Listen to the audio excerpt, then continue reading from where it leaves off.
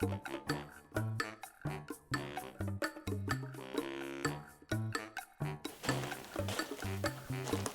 up, girl? What you working on? I am just finishing up the house plans. Can I see? Sure.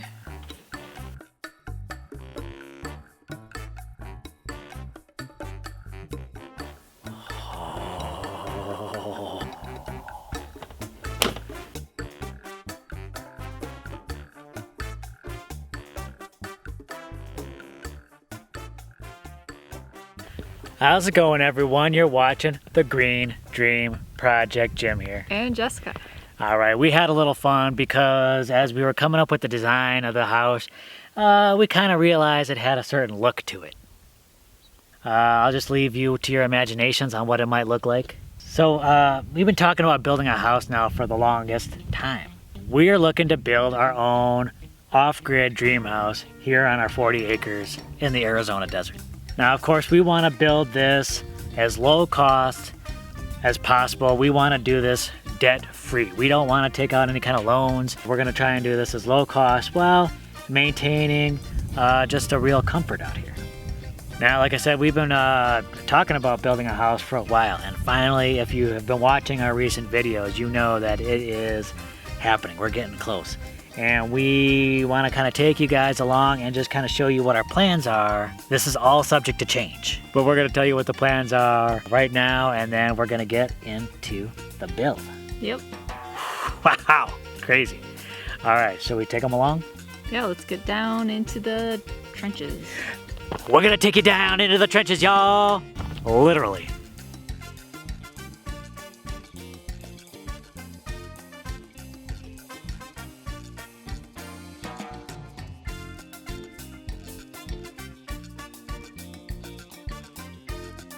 So we are actually in one of the pits. This is actually slightly south of where the house is. What's this going to be? A water tank. Included in our house build is going to be an epic sized water tank.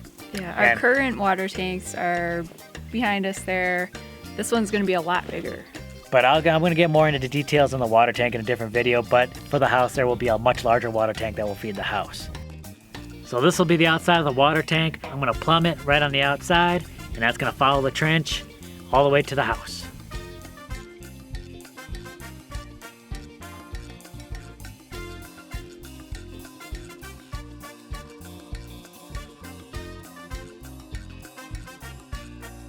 All right, so that pipe's going to run along here, and it'll come out here into the house space, the underground house space. Arr!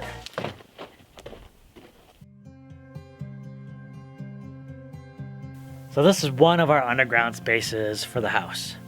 What's this gonna be? A food storage space, so kind of like a root cellar or a pantry. I knew like a long time ago when we were designing a house, we needed to have a big food storage thing. Yeah, because we do want to be producing most of our own food, and we want enough space to be able to store that. The interior diameter will eventually be like about 14 feet. When you're storing food, you don't want those temperature fluctuations. You definitely don't want things getting too hot. You want to be able to regulate that temperature.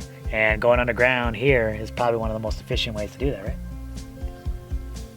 Eventually, this will be all surrounded with earth bags. This is where the trench comes out. I know a lot of people build outside pump houses. I think we're gonna have the pump on the inside, and then we're gonna pump it up to where we need it.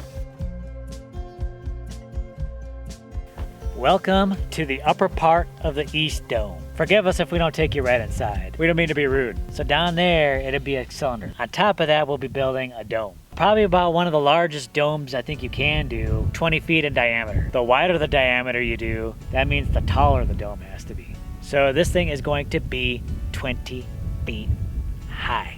This is our kitchen and bathroom. I wanted to run the plumbing to one building and then run the main electric to the other, just to simplify things for me. But the bathroom area will be on the far east side. The kitchen area will be over here, so water will come in to the bottom area here. We'll pump it up to both the bathroom and part of the kitchen. We'll only have one entrance to this, to each of these domes, but the entrance here will be on the west side, and then we'll have a hallway connecting this dome to the west dome. Let's take them into the hallway.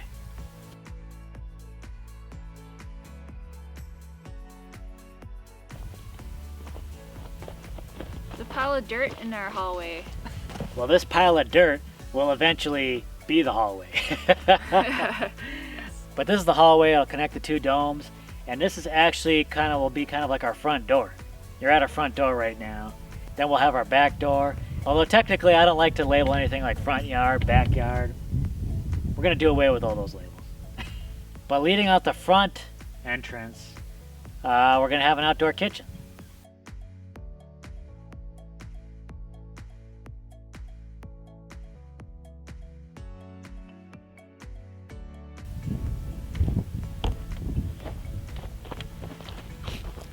Are you dancing?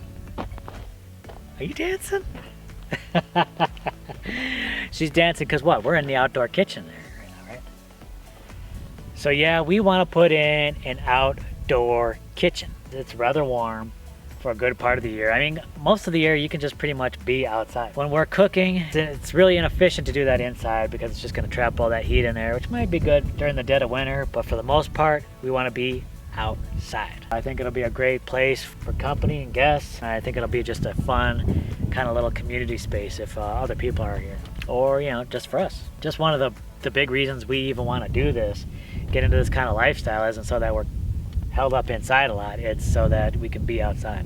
Yeah, we like being outside. All right, should we take them on to the next dome? Yeah, let's go. Let's go to the next dome. Come on.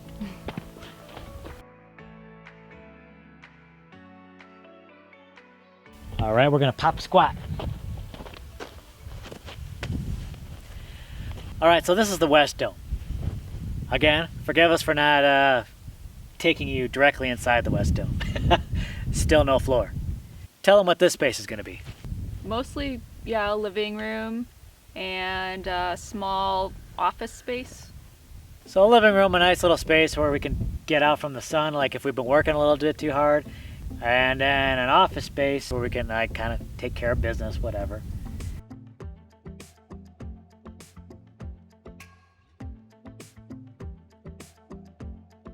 So below the west side dome, we're gonna have another cylinder. That is our bedroom. Because you need a place to go and sleep. I'm a big fan of having that underground sleeping area. I think you get the best sleep when there's like no light, when there's a nice cool temperature. And I really think that's going to provide an amazing sleeping experience. You'll notice these holes are circular and they are going to be cylindrical walls. And why is that? Anytime you're building with Earthbag, round is sound. Just having a round structure is just going to make that a lot more stable. I'd say it might be more important underground. It could be important if there's any pressures, any movement, that the round shape will definitely hold a lot better than of straight walls, for sure. And then why are we going to build with domes on top of that? As sound as round is, it's even more sound if you put earth bags into a dome-like shape. And some people might ask, well, why not have a conventional roof, especially when you're building with earth? Yeah, answer that one. We live in a drier climate. We don't really need to worry as much about a lot of moisture. The air is usually pretty dry most of the time, except for when we get our storms. Things dry out pretty fast. Earthen walls will absorb moisture, but especially if there's a lot of clay in it, that actually prevents the water from penetrating too deep. Plus, when you have a dome shape, that actually sheds water faster than a flatter roof. But Jess, if we put a regular roof over that thing, we'd be able to collect water. We can still collect water from our dome. What? And we might get more surface area for the space. This house rebuild really changes everything out here. It is a game changer, not only to the way we live, but also to the way we harvest water. All that plumbing work I did, I'm changing that all up. We're gonna be plumbing the roof up to our main tank, so that'll collect all the water. And the tank itself we want to design to collect water as well, and then we'll collect water off of our domes.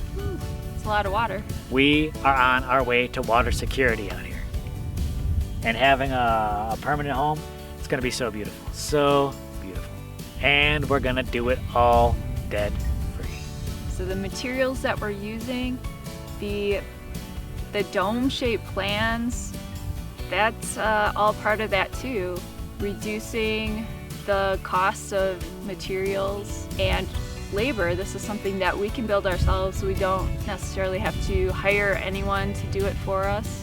Most of the materials are right here from our own land.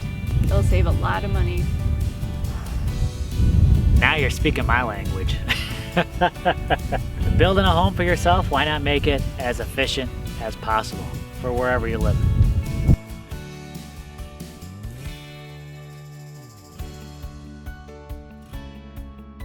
Man, I think we've been kind of working on this, dreaming about this for almost a decade, haven't we? Yeah. I can't believe it's actually happening. I can't believe we're getting so close. Man, I'm excited. Definitely stick around. So we're gonna be starting to build with the water tank, and we have a lot of work ahead of us. So thanks so much for joining us. Don't forget to give this video a like, smash that thumbs up, and definitely subscribe because you've got to see what we're doing out here. All right, we'll catch you in the next video, everyone. Bye.